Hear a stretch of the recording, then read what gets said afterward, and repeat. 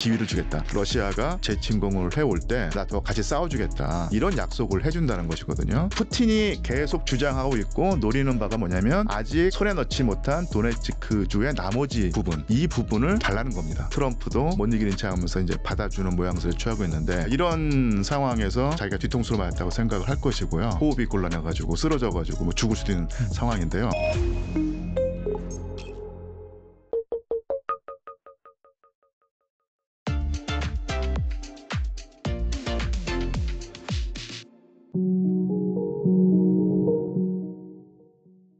류한수 교수님 모셨습니다. 안녕하세요. 안녕하세요.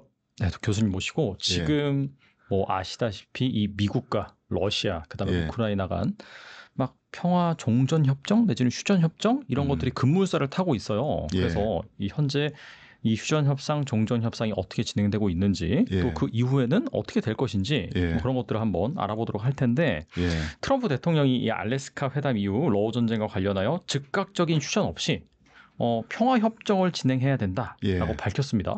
이게 즉각적인 휴전, 평화 협정 차이가 있나요, 이게?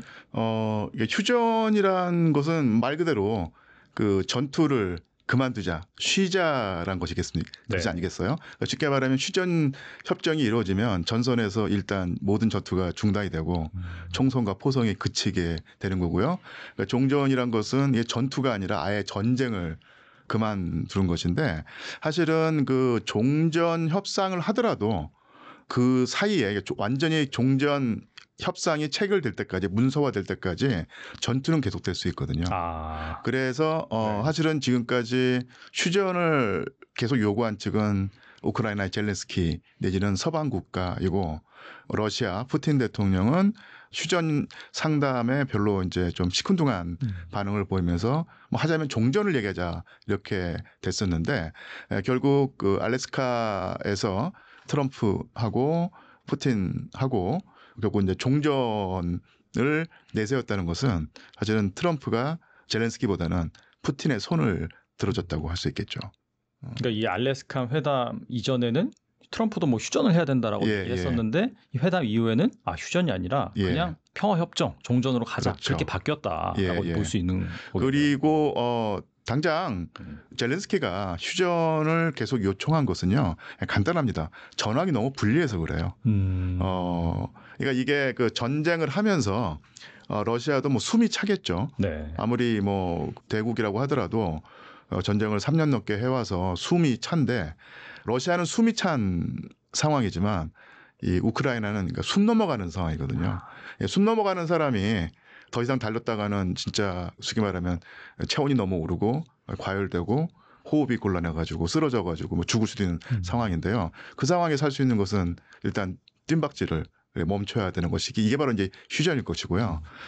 러시아로서는 일단은 전황이 상당히 유리하기 때문에 여기서 전투를 그친다면은 기세가 꺾이는 것이기 때문에 별로 바람직하지 않다고 생각할 것이고 또한 기본적으로 푸틴 대통령의 입장에서 보면은 항상 서방이 자기네들이 위기에 몰리거나 상황이 안 좋을 때 협상을 제안하면서 그 협상을 지금까지 그 푸틴이 받아들여 왔는데 그때마다 결국은 뒤통수를 맞았다. 이렇게 생각을 한다고 할 수 있죠. 그러니까 조금 멀리 보면은 민스크 협정이라고 하죠. 2022년 우크라이나 러시아 전쟁이 벌어지기 전에 돈바스 지역에서 우크라이나 중앙 정부군과 이 돈바스 분리독립주의자들 사이 내전이 벌어지고 있었는데 분리독립주의자 배후에는 푸틴이 있었죠. 그래서 어떻게든 간에 이 문제 해결하기 위해서 협상을 벌였고 그게 바로 이제 소위 말하는 민스크 협정입니다. 그래서 서방의 선의를 믿고 푸틴의 입장에서 볼 때 서방의 그 선의를 믿고 협상을 주도하거나 아니면은 그 전투를 그쳤는데 그때마다 우크라이나가 서방으로부터 지원을 받고 보강을 받아가지고 다시 힘을 추스려가지고 더 압박을 했던 거예요. 그러니까 이런 상황에서 자기가 뒤통수를 맞았다고 생각을 할 것이고요. 또한 사실 이게 상당히 그 입증하기가 쉽지가 않은데 독일의 총리였던 메르켈 총리가 작년인가 재작년에 그 회고록을 걸렸는데요. 거기 보면 민스크는 그 우크라이나에게 시간을 벌어주기 위한 우리의 속임수였다. 라는 말을 그 솔직하게 쓴 거예요.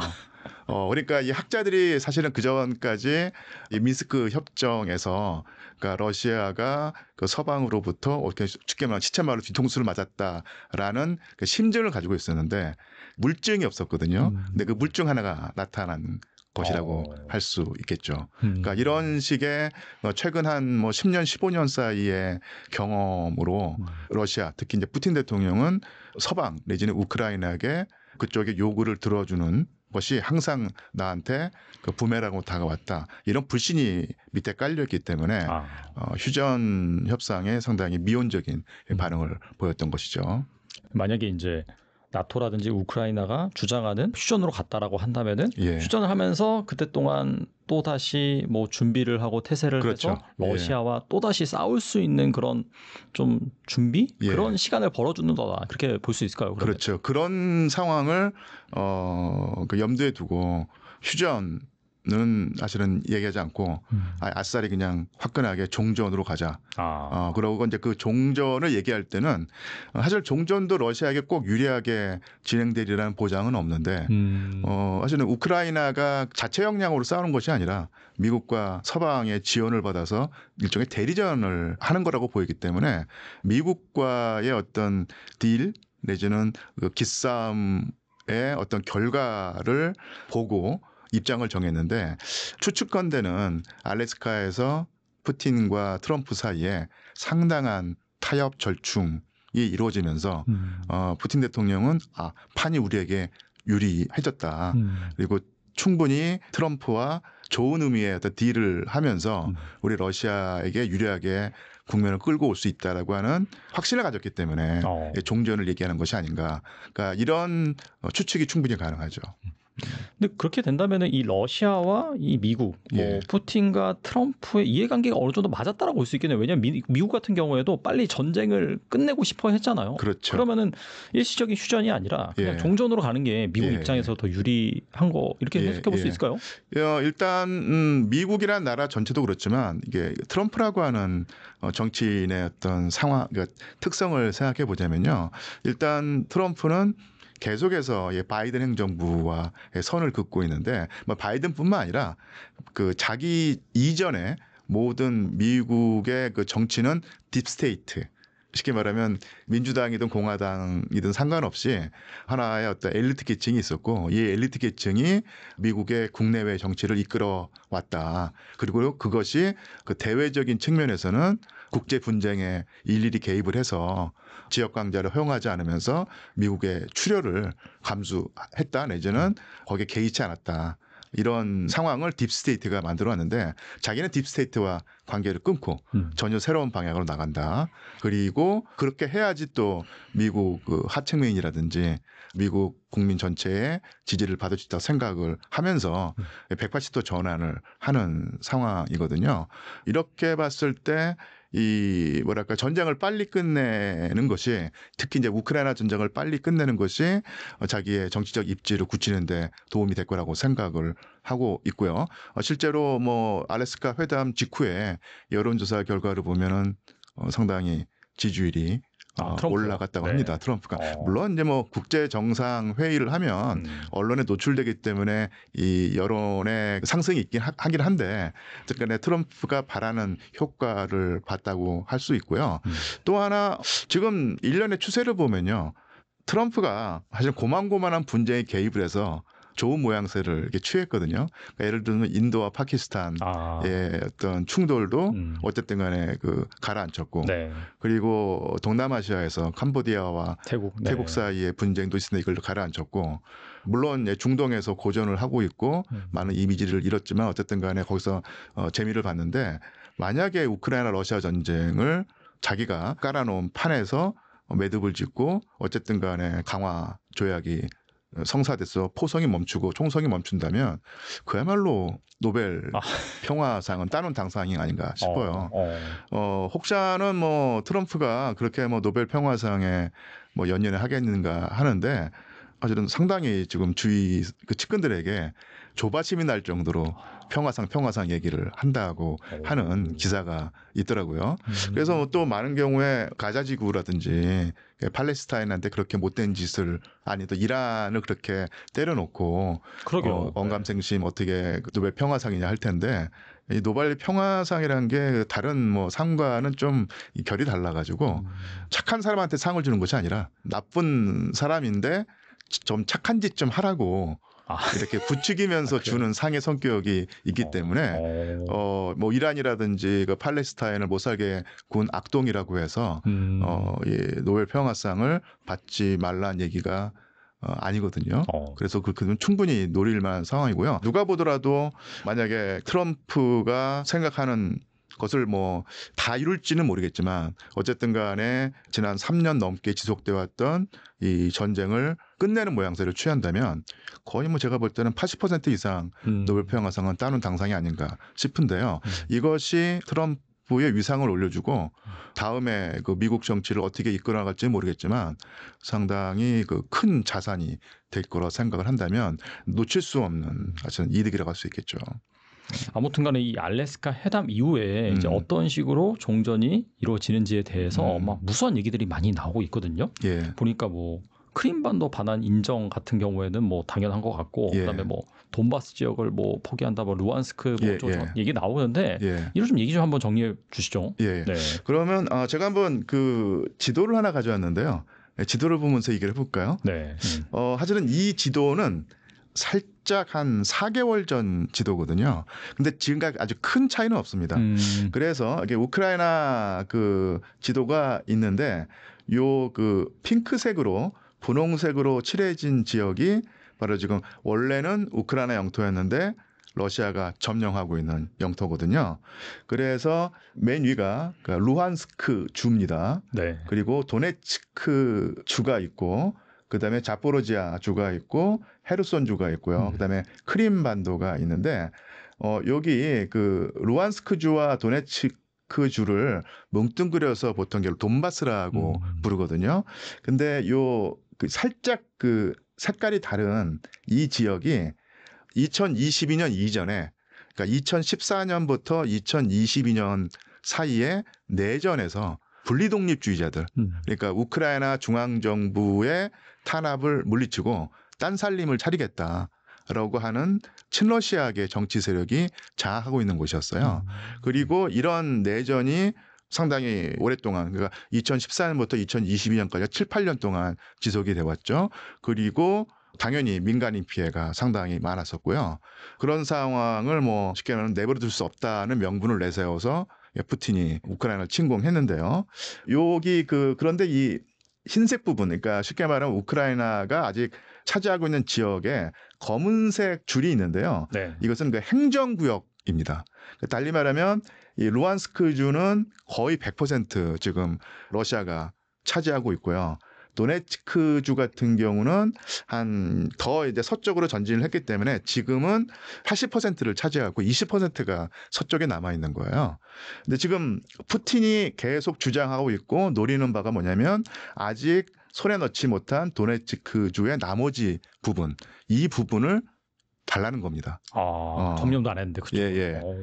그리고 그렇게 되면 이제 트럼프 대통령이 계속 영토 교환이라는 말을 쓰는데 여기 위쪽에 아주 약하게 표시가 돼 있는데 그 위쪽에서도 러시아군이 내려와서 차지하고 있는 우크라이나 영토가 몇 군데 있어요.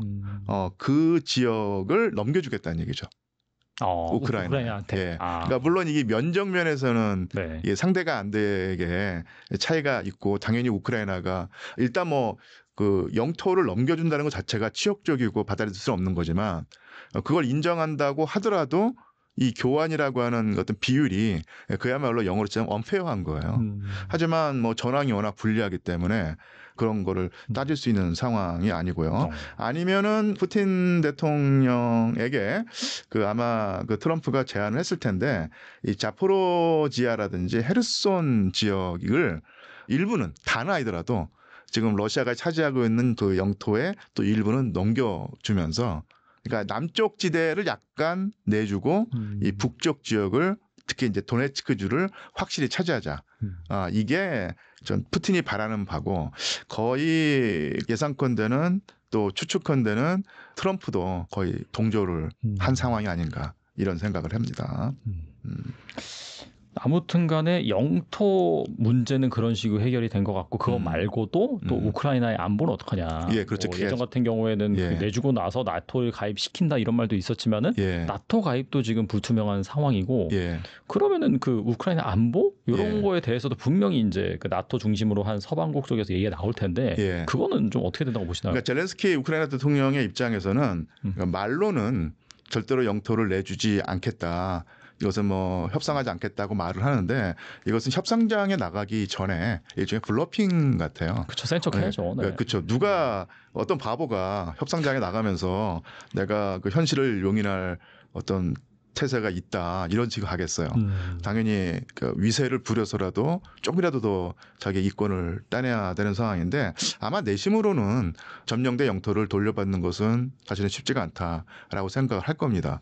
만약에 그것을 내주는 순간 정치적으로 큰 그 타격을 입을 수 있는데 그걸 상쇄할 수 있는 게 뭐냐면 우리가 비록 동쪽의 영토는 뺏겼더라도 앞으로 확실하게 러시아의 재침공으로부터 우리의 국가 안보를 지킬 수 있는 확고한 대책을 보장받았다고 하면은 충분히 통할 수 있는 상황인데 그게 가장 좋은 것은 젤렌스키라든지 우크라이나 입장에서는 나토 회원국이 되는 것인데 사실 이것도 사실 쉽지가 않죠. 네. 그래서 지금 논의되고 있는 게 서방 국가가 강력히 요구하고 트럼프도 못 이기는 체 하면서 이제 받아주는 모양새를 취하고 있는데 나토 회원국으로 우크라이나를 받아들이지 않지만 나토의 그 규정에 준하는 어떤 그런 지위를 주겠다. 그러니까 쉽게 말하면 이 나토란 것이 나토 회원국과 하나의 회원국이 타국의 공격을 받았을 때 모든 회원국이 같이 싸워준다는 것이거든요.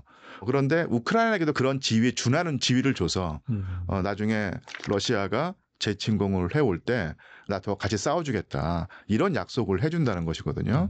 이런 식으로 아마 우크라이나 젤렌스키 대통령의 안보 불안감을 해소해서 결국은 협상에서 조금 더 타협적인 자세로 나오기를 유도하는 듯한데 문제는 뭐냐면 큰 그림은 그런데 항상 그렇지만 이 실행할 때 자잘한 디테일이 문제가 될 수 있고요.